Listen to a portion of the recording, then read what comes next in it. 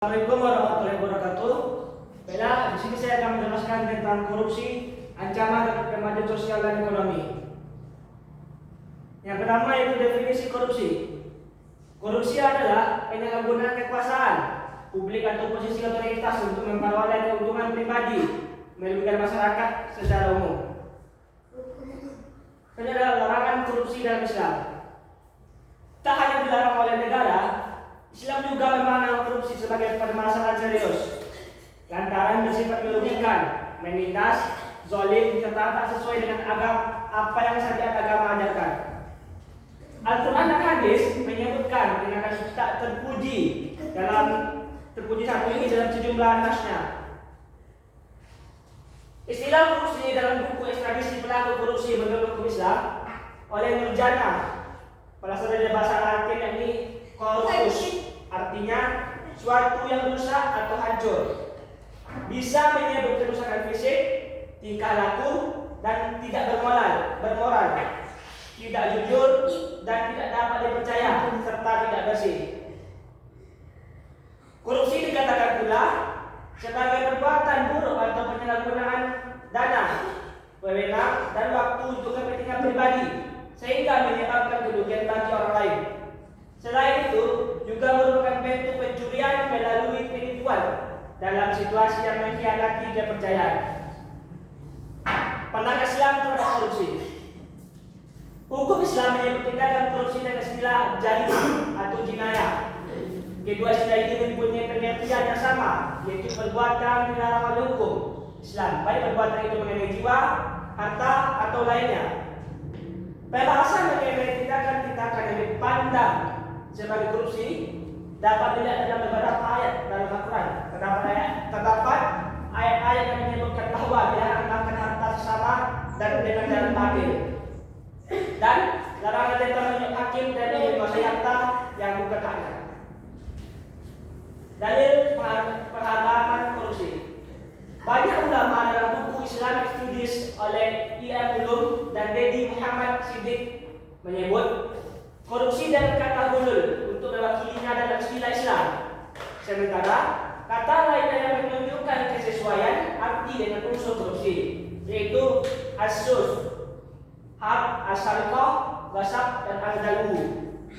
Selain itu, praktek korupsi atau hulul ini adalah haram hukumnya sesuai ketetapan MUI dengan beberapa dalil yang menjadi dasar hukumnya.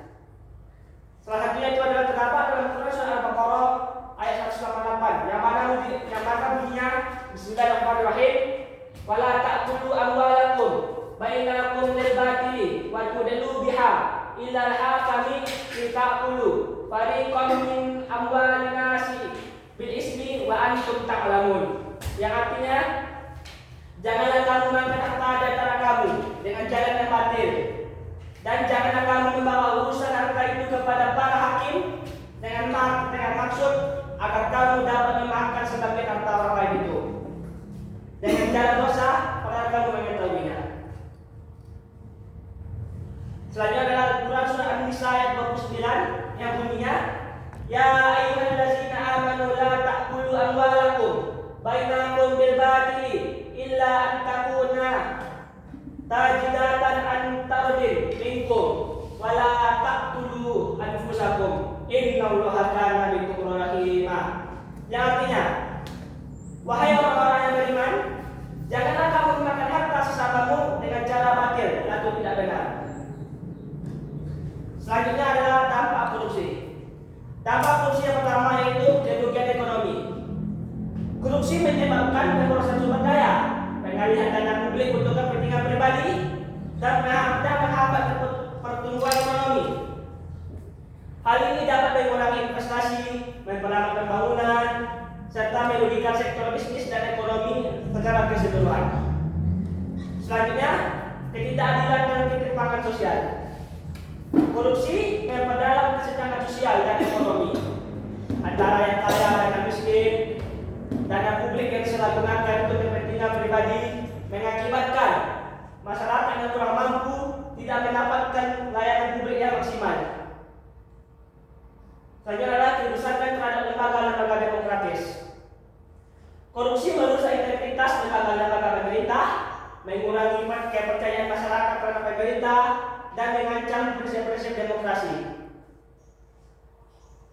Praktik korupsi dapat merusak proses pemilihan umum dan mempengaruhi kinerja lembaga-lembaga demokratis lainnya. Selanjutnya adalah penghambatan pembangunan berkelanjutan. Korupsi menghambat pembangunan berkelanjutan dengan mengurangi efisiensi penggunaan sumber daya, memperlambat inovasi, dan mencegah distribusi yang adil dari manfaat pembangunan. Selanjutnya adalah yang kelima, kerusakan moral dan etika. Korupsi merusak nilai-nilai moral dan etika dalam masyarakat.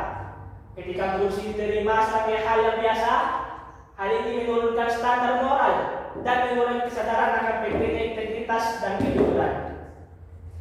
Yang keenam yaitu kerugian bagi kesehatan dan pendidikan.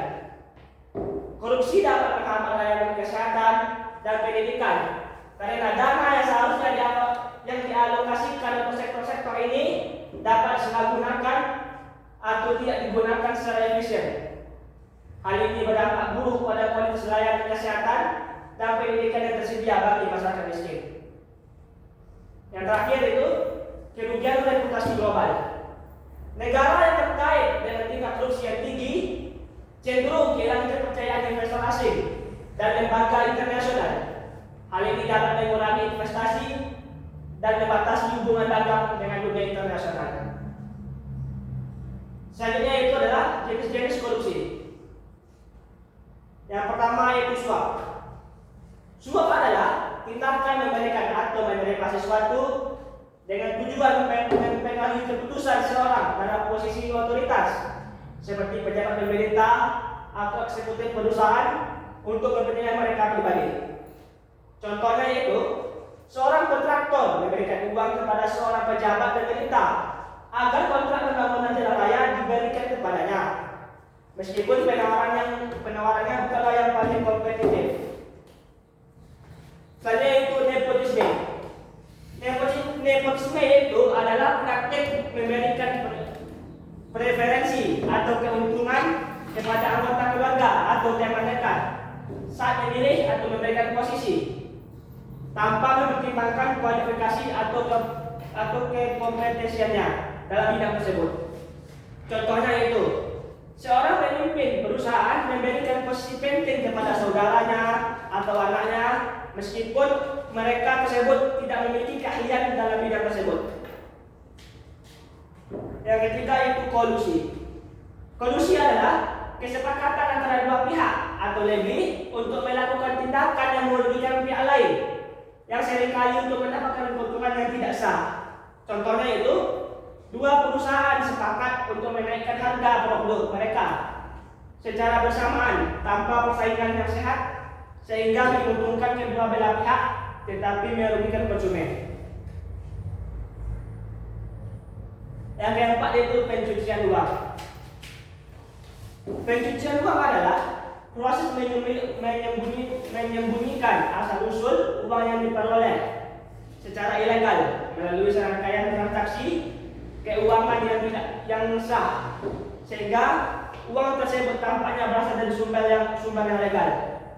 Contohnya itu seorang yang mendapatkan uang dari kegiatan ilegal seperti perdagangan narkoba, penjualan manusia, dan lain sebagainya, mencuci uang dengan cara memasukkan uang tersebut ke dalam bisnis yang sah, seperti restoran atau usaha properti, untuk menyembunyikan jejak dan asal-usul uang tersebut. Selanjutnya adalah faktor-faktor yang mendorong korupsi. Yang pertama itu kurangnya transparansi. Ketika informasi atau keputusan tidak diungkapkan secara terbuka dan jelas, hal ini dapat menciptakan peluang bagi praktik korupsi. Ketidaktransparan dalam pengelolaan keuangan, proses pengadaan, atau kebijakan pemerintah dapat menyebabkan manipulasi dan penyalahgunaan kekuasaan. Yang kedua itu lemahnya penegakan hukum. Ketika lembaga penegak hukum, misalnya polisi, KPK, dan lain sebagainya, tidak efektif atau rentan terhadap pengaruh eksternal. Para pelaku korupsi mungkin merasa tidak terintimidasi oleh ancaman penindakan hukum. Hal ini bisa membuat mereka lebih berani untuk terlibat dalam praktik korupsi atau bahkan memberikan suap kepada para penegak hukum tersebut. Selanjutnya, kurangnya etika dan integritas. Kultur yang kurang mengedepankan etika dan integritas dalam setiap tingkatan masyarakat atau institusi juga dapat menjadi pemicu korupsi. Ketika orang-orang di sekitar tidak memandang korupsi sebagai suatu tindakan yang tidak sah, praktik korupsi lebih mungkin terjadi. Yang keempat, pengaturan peraturan yang buruk. Ketika peraturan atau kebijakan tidak cukup kuat untuk mencegah peluang korupsi, ini dapat memungkinkan orang-orang untuk menyalahgunakan sistem tersebut untuk keuntungan mereka pribadi. Yang kelima yaitu kesenjangan ekonomi dan ketimpangan sosial.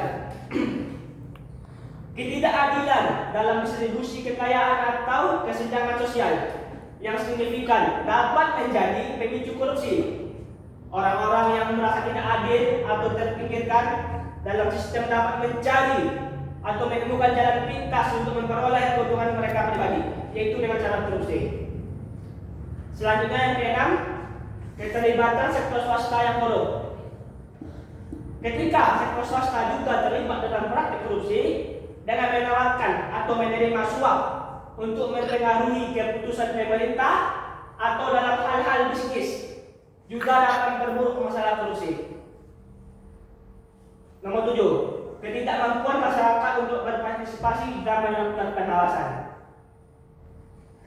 Ketika masyarakat tidak memiliki akses yang memadai terhadap informasi, pendidikan yang tepat tentang pentingnya partisipasi atau mekanisme untuk melaporkan praktik korupsi, hal ini dapat membuatnya sulit bagi mereka untuk mengawasi atau mengontrol korupsi.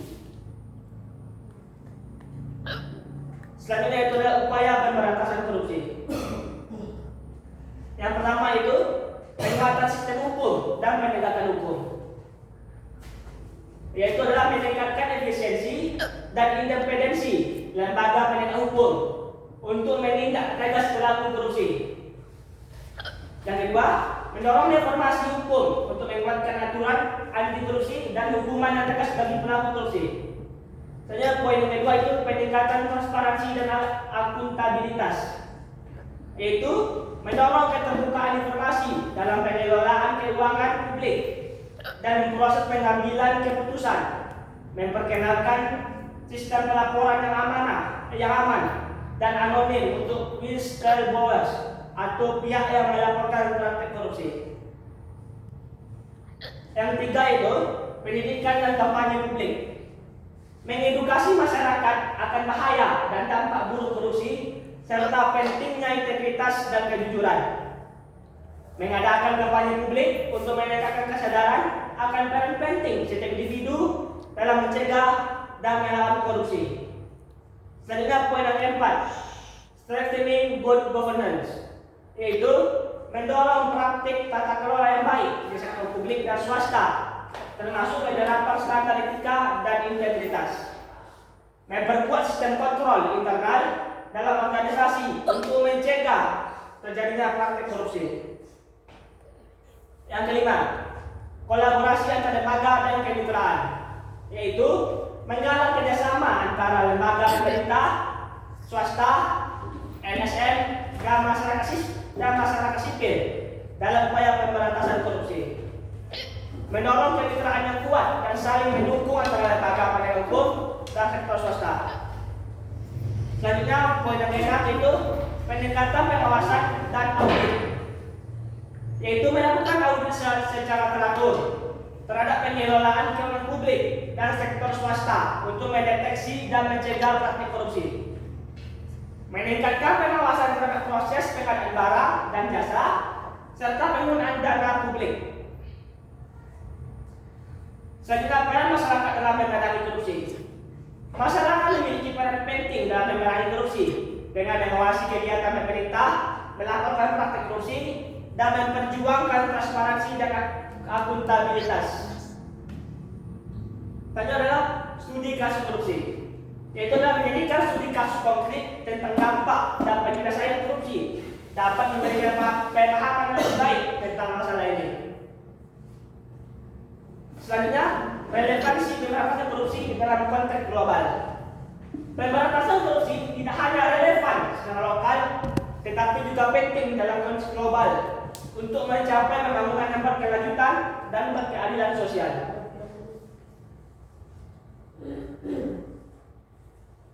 Baik, kesimpulannya yaitu korupsi merupakan ancaman serius bagi kemajuan sosial dan ekonomi bagi sebuah bangsa.